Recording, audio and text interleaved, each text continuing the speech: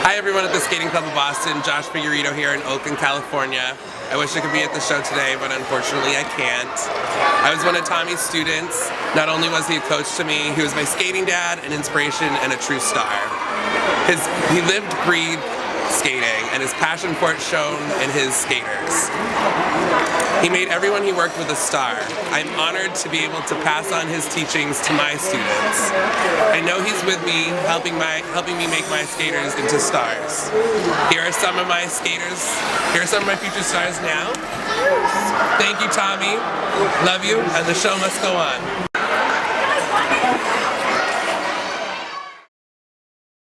Sometime last July, cleaning a closet, I stumbled across an old jewelry box. In it, a gold charm map of the continental United States, each state carefully outlined.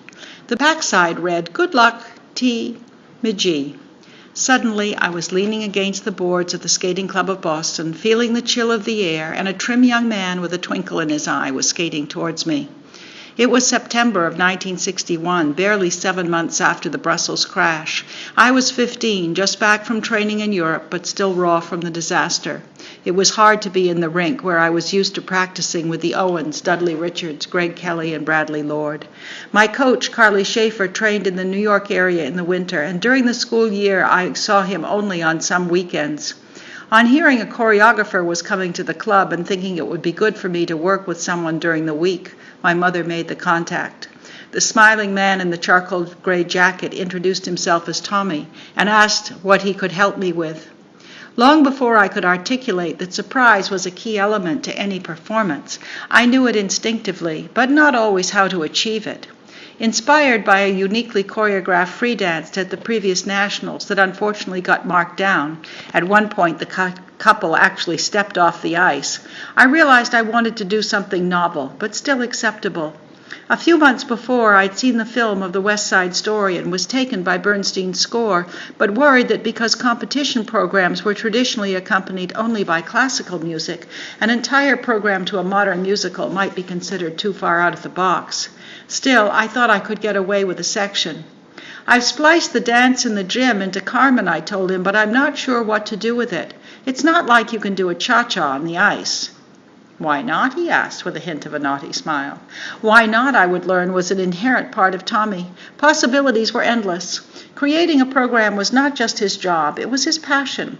His choreography showed some of the same attention to detail as the U.S. map charm he would later give me, and it always contained something novel, such as cabrioles, unexpected changes of direction, and yes, even a bit of the cha-cha.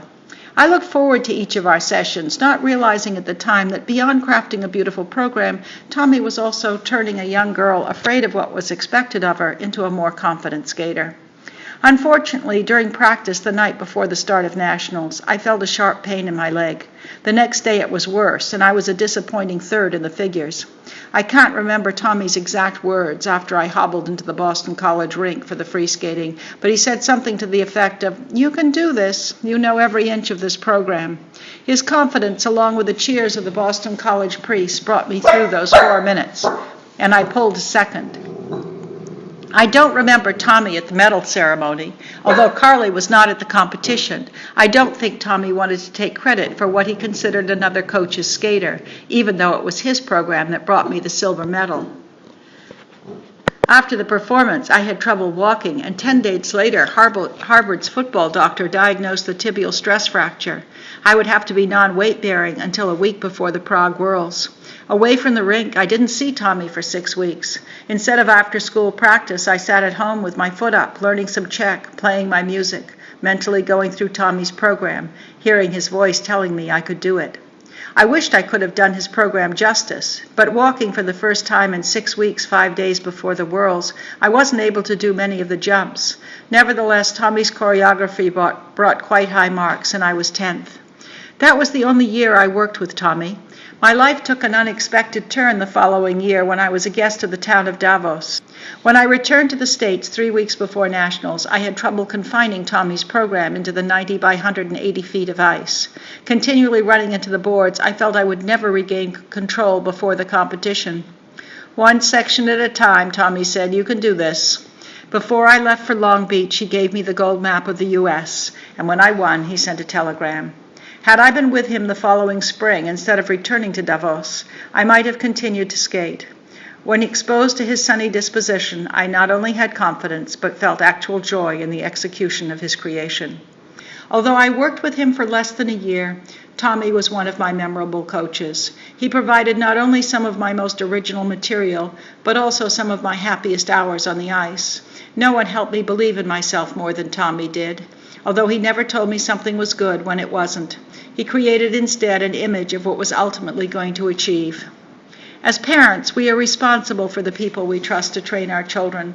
All 3 of my children were athletes, 2 of them world class. They had many good coaches, but probably only one who was as inspirational as Tommy. When you find a coach who loves what he or she does, who inspires your child to be the best they can be, treasure them. They don't come along that often.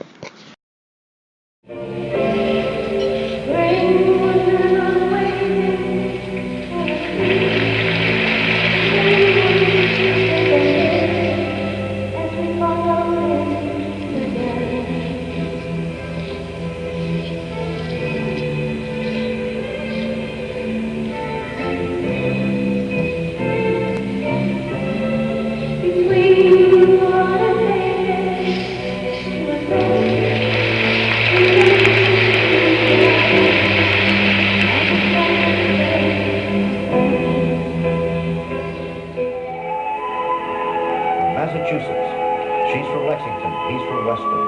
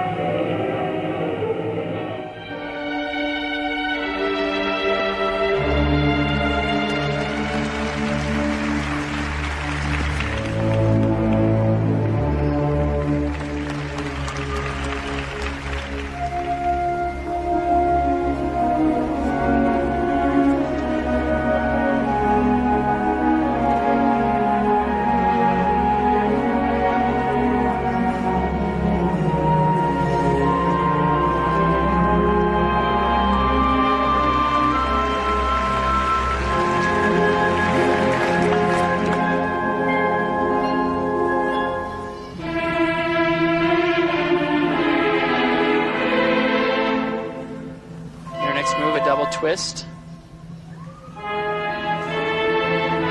Very nice double twist.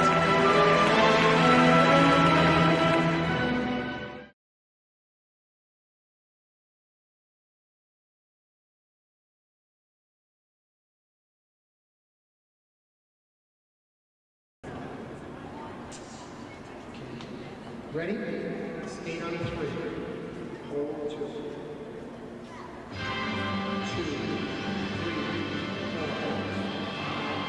4, 7, 8. It's the most wonderful time. 5, 2, 3, 6, 7, 2, 3. With the 1, 2, 1, 2, 3. Whatever.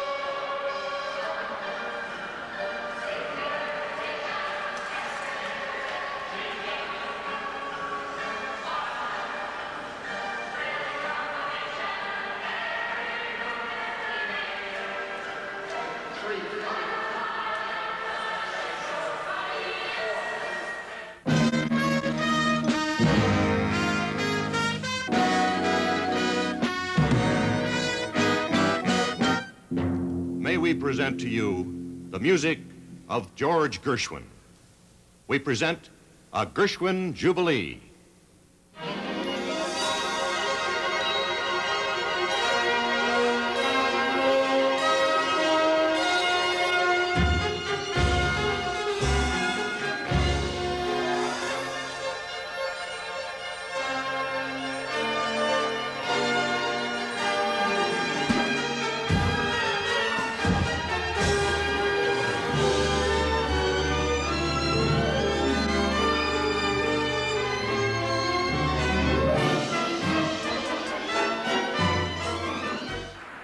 And here's another Gershwin classic, Rhapsody in Blue.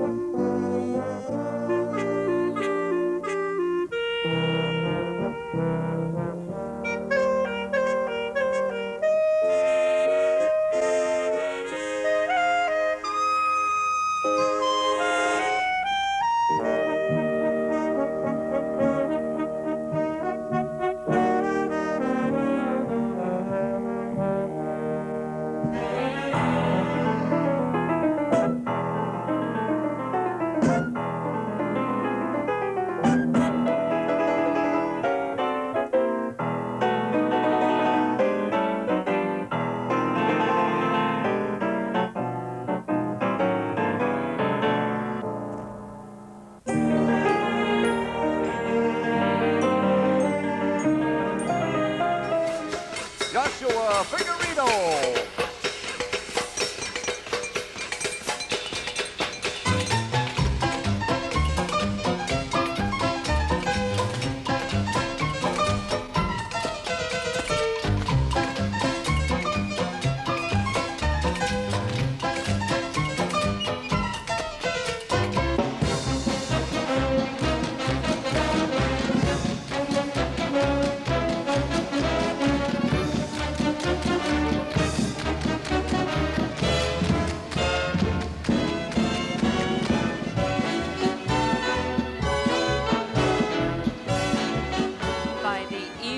Sorceress. My magic carpet will take you around the world in your search.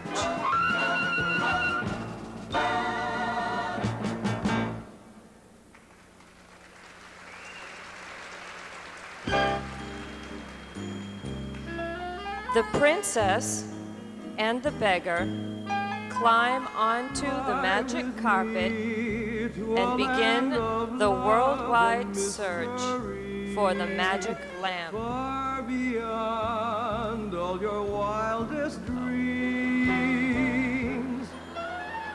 there will see jewels and women form a symphony to find true love. A melody that was started by a native down in Waikiki. He would gather a crowd down beside the sea, and they'd play his gay Hawaiian chant. Soon the other little natives started singing it, and the hula hula maiden started swinging it. Like a tropical storm, that's the way it hit. Funny little gay Hawaiian chant.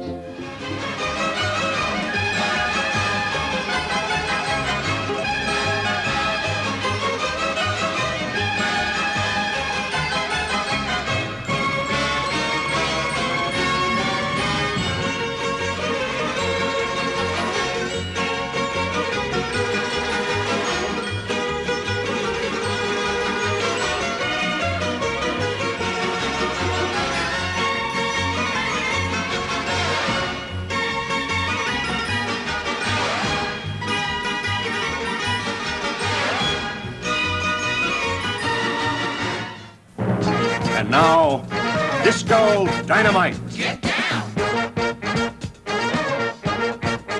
Let's groove!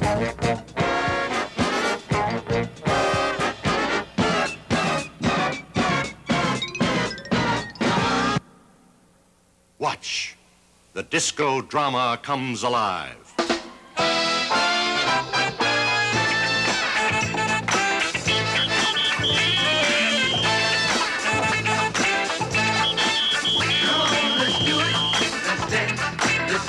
across the floor. Yeah, let's do it. Let's dance. Let's do it some more. Yeah, let's do it. Let's dance. Let's dance across the floor. Yeah, let's do it. Let's dance.